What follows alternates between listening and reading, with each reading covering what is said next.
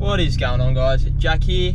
In this video we're going to be doing a little walkthrough of the Jeep and all the modifications that I've done to it, what I like about it, what I don't like about it, and future modifications. So we'll get right into it.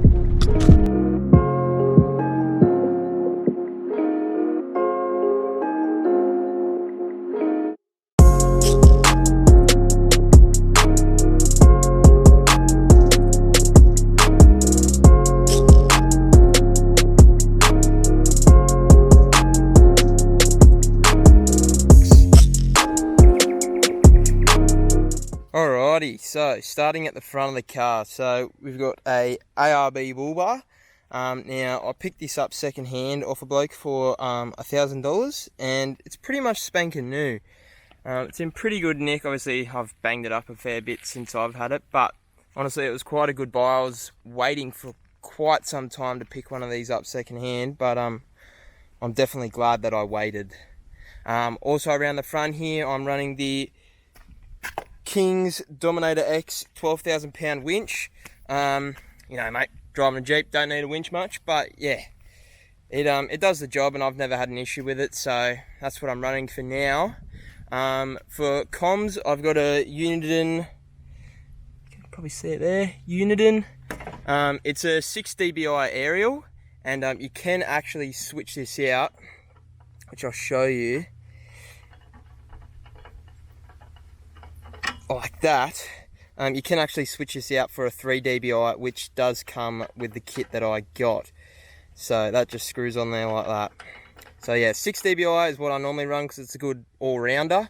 But yeah, you can put the 3 dBi on if you like.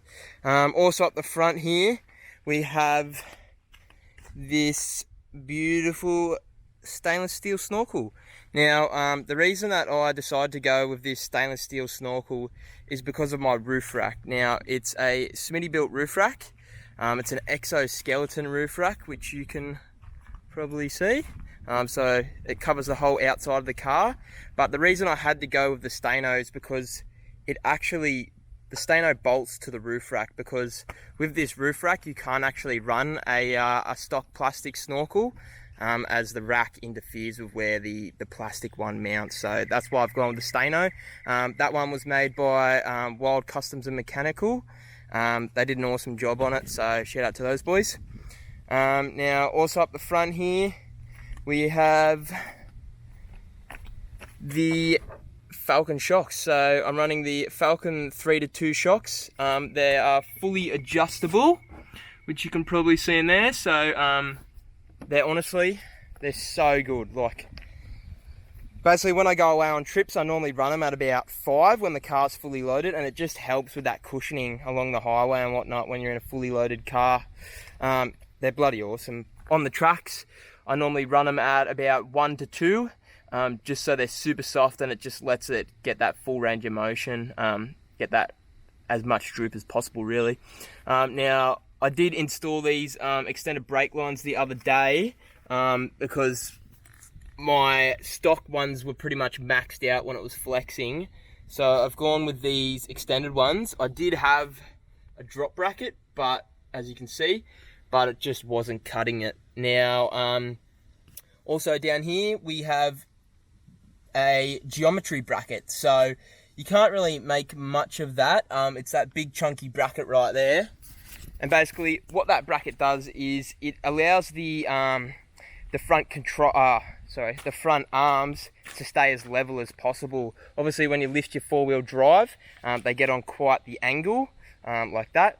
And it helps with your drive shaft angle, your arm angles. It just drops them all down to be as flat as possible. I'll see if I can give you guys an example. There's my front arm, and look at the angle of it. It's dead flat. And so I'll see if I can get one of my tail shaft. There you go. Pretty much flat. So that's what that does. And they're called geometry brackets. So other than that, I think that's about it up the front here. We'll move on to rims and tyres. So down here we're running AEV Expedition rims. They're a +20 offset, and I'm running 35-inch tyres in the Maxxis Razors. So I just got those. I couldn't really tell you whether they're good or not. I've only used them once off road so far, which was at Coffs Harbour, but they performed awesome. So I couldn't tell you how they wear or, you know, what the lifespan's going to be like, but for now they are fucking awesome. So around the back here, still got the old stock bumper. That's going to be going next. We've got the TerraFlex heavy duty tailgate. Now, I got that because obviously I'm carrying the 35-inch tyre on the rear, which is obviously quite bloody heavy. So yeah, I got that to deal with the weight of the 35-inch tyre, and I've also added this little bracket on here, which I mount my high lift jack on when I'm going away on trips and someone's trying to run me over. But yeah, that's where I mount my high lift jack there. And I plan on maybe putting I used to run a rear light. I'm planning on maybe putting my rear light back here as well, because the stock bumper lights are bloody terrible when you're reversing. Cannot see a thing. So high lift jack goes there. Rear bumper is to go next. I do run a bin bag. Honestly, I couldn't go anywhere without my bin bag. Even just using it around town and whatever, I just throw my stuff in there that's in the car and then dump it in the bin when I get home. When you're out on the tracks, you know, you see bloody rubbish everywhere. Like, look, I could probably find an example right now. Let's have a quick scan around. Boom, what's that? Bit of shit. Pick it up, bloody put it in the bin. Wouldn't bloody believe it. So yeah, I wouldn't go anywhere without my bin bag. It's awesome on the bigger trips or even just the weekenders. Put all your rubbish in there, saves putting it in the car. Yeah, wouldn't go anywhere without it. Down under here, we do have the Falcon shocks once again. Same thing, the 3-2s. I am running the rear shock guards here. They're made by TerraFlex as well, and they are so awesome. Like, I have smashed the shit out of them. Now, the reason you want to run those if you're running the Falcon shocks is because these shocks actually mount upside down. So, yeah, you know, if you're not running these, you're going to smash the shit out of your shock, and that's really not what you want. So, yeah. Now, I also have the TerraFlex, it's the stock panhard, or track bar, but it has a little adjustable bracket which I've installed here, and you know what, that's doing the job for me for now. Keeps that diff as centered as possible.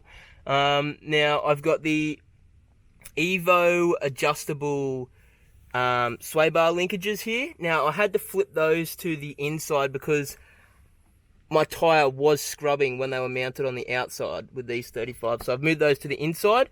For the brake line, I do have the stock brake line still, but I've added a drop bracket. Not sure if you can see it, just up the top there. And that drop bracket, well, it helps it drops the stock brake line down, which allows me to flex pretty much as I want, and the brake line does not max out. So yeah, does the job in the rear. I may upgrade it to an extended brake line in the future, but for now it's doing the job perfectly fine. I'll give you guys a better look at the roof rack. So this is where it mounts at the rear here. So I've just drilled it straight into the panel. It is an option to do so if you want to. It's not like I've just done that. It does give you the option to do that.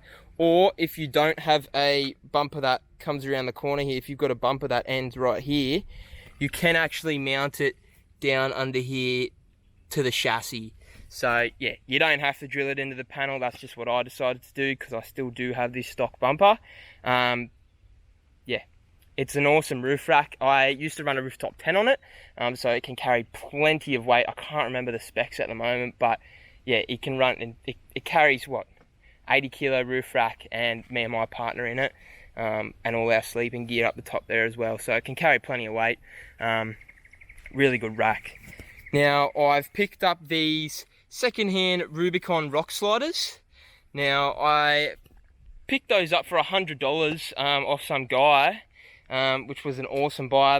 They were in pretty good condition. They had a fair bit of surface rust. So only a couple days ago, me and my friend Kyle, shout out to Kyle, we wrapped coated his bull bar and my rock sliders. So I'll give you guys a little look at those. Sorry about the lighting, this was the best spot I could find. But you can sort of see up close what that's like. It's super rugged. It's super awesome for off-road, so I'm really keen to test those out. Test the Raptor code out, that is.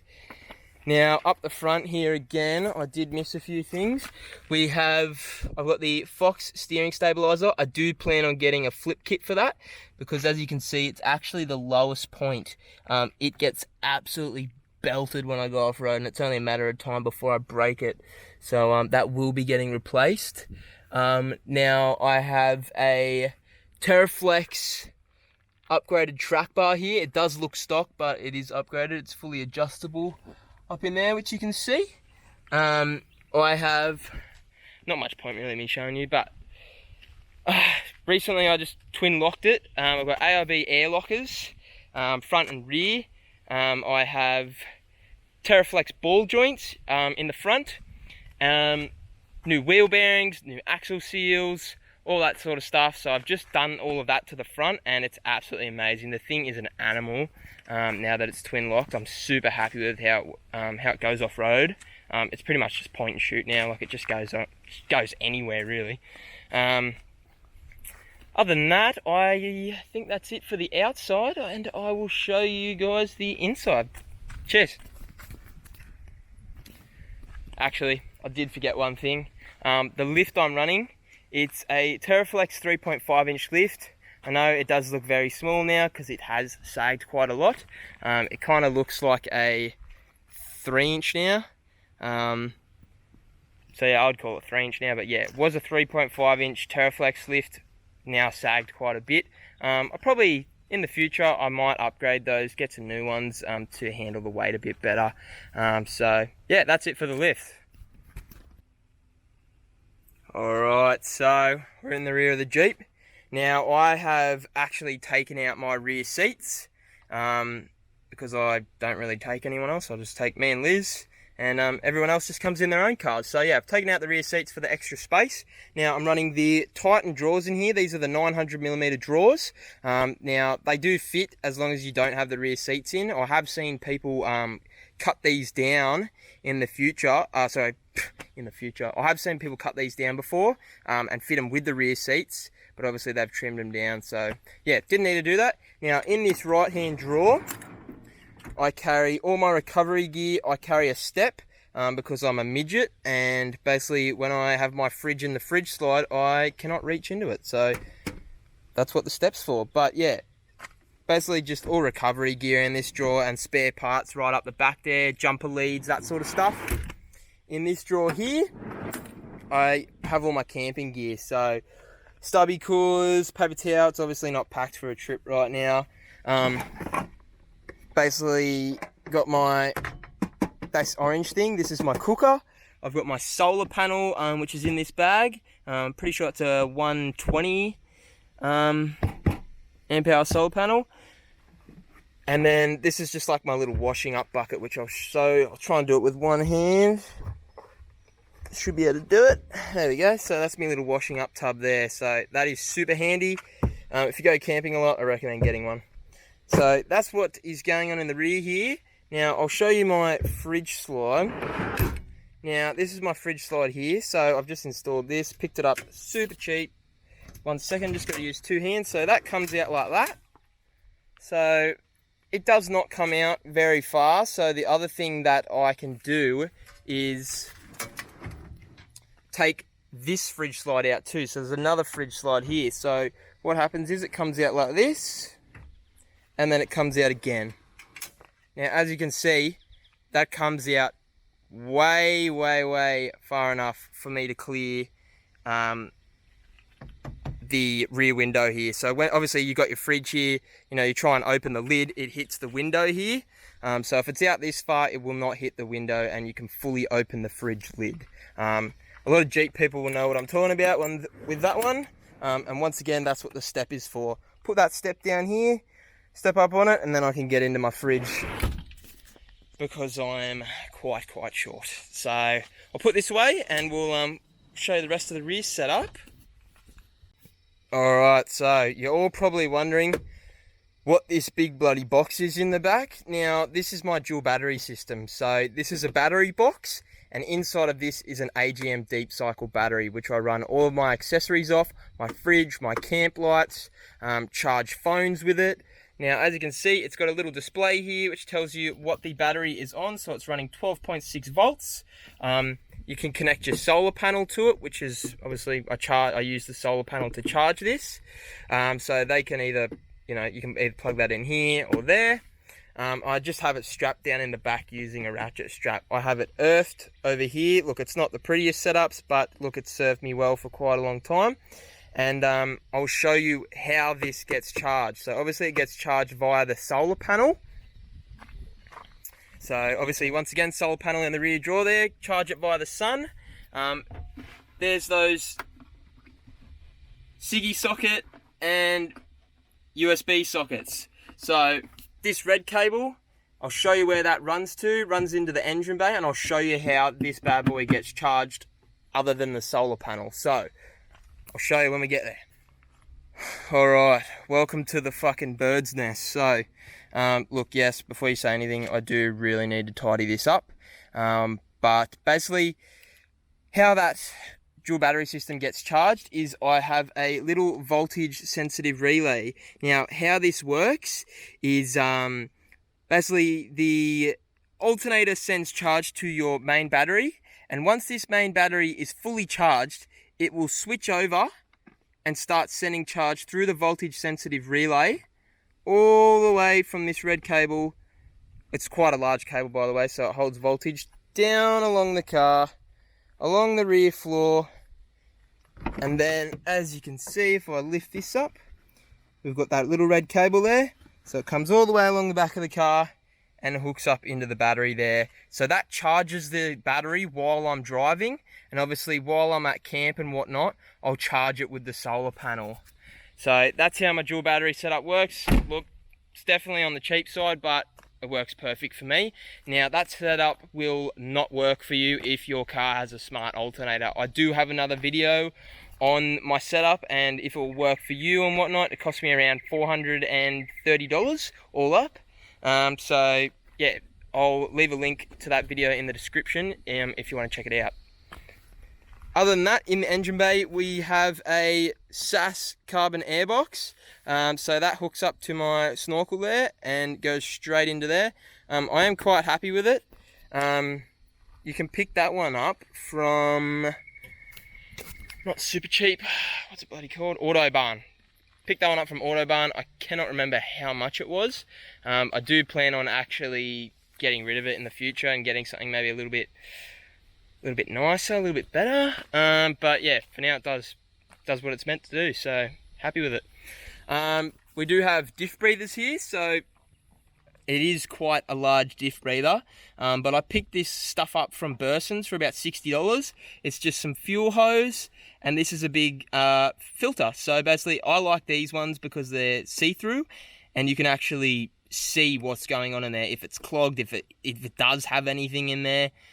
So that's what you want when you're doing, big muddy crossings, water crossings, that sort of stuff. You want to keep your diff from getting water in it and whatnot. So that's where that one is. And the rear one, my rear diff breather, you can't actually see it, but I've mounted it up into my rear tail light in here, so that's completely out of the way from getting any water inside of your diff. So that's what you want.